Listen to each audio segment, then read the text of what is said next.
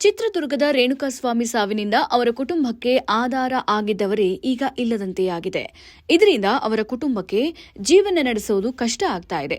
ಈಗ ರೇಣುಕಾಸ್ವಾಮಿ ಪತ್ನಿ ಸಹನಾಗೆ ಸರ್ಕಾರಿ ಕೆಲಸ ಕೊಡಿಸೋದಾಗಿ ಚಳ್ಳಕೆರೆ ಕೈ ಶಾಸಕ ಟಿ ರಘುಮೂರ್ತಿ ಭರವಸೆ ಕೊಟ್ಟಿದ್ದಾರೆ. ಇದರಿಂದ ರೇಣುಕಾಸ್ವಾಮಿ ಕುಟುಂಬಕ್ಕೆ ಸಹಾಯ ಆಗಲಿ ಎಂಬುದು ರಘುಮೂರ್ತಿ ಅವರ ಆಲೋಚನೆ. ನಟ ದರ್ಶನ್ ಹಾಗೂ ಗ್ಯಾಂಗ್ ಮೇಲೆ ರೇಣುಕಾಸ್ವಾಮಿಯನ್ನು ಕೊಂದ ಆರೋಪ ಇದೆ. ಈ ಪ್ರಕರಣ ಕೋರ್ಟ್ನಲ್ಲಿ ಇದೆ.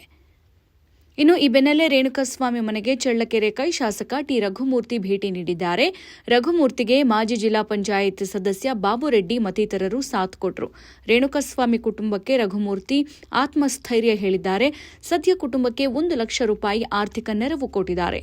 ಇದೇ ವೇಳೆ ರೇಣುಕಾಸ್ವಾಮಿ ಪತ್ನಿ ಸಹನಾಗೆ ಕೆಲಸ ಕೊಡಿಸುವ ಭರವಸೆಯನ್ನು ಕೂಡ ಕೊಟ್ಟಿದ್ದಾರೆ.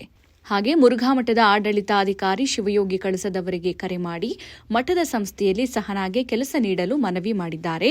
ಸಿರಿಗೆರೆ ತರಳಬಾಳು ಮಠದ ಸಂಸ್ಥೆಯಲ್ಲೂ ಪ್ರಯತ್ನಕ್ಕೆ ಸಲಹೆ ಕೊಟ್ಟಿದ್ದಾರೆ. ಇನ್ನು ಕೊನೆಯ ಪಕ್ಷ ಸರ್ಕಾರಿ ಅನುದಾನಿತ ಸಂಸ್ಥೆಯಲ್ಲಿ ಕ್ಲರ್ಕ್ ಪೋಸ್ಟ್ ಕೊಡಿಸುವುದಾಗಿ ಈ ವೇಳೆ ಭರವಸೆಯನ್ನ ಕೊಟ್ಟಿದ್ದಾರೆ. ಇನ್ನಷ್ಟು ಹೆಚ್ಚಿನ ಮಾಹಿತಿಗಾಗಿ ಫಾಲೋ ಮಾಡಿ ಬ್ರಿಗೇಡ್ ನ್ಯೂಸ್ ಕನ್ನಡ.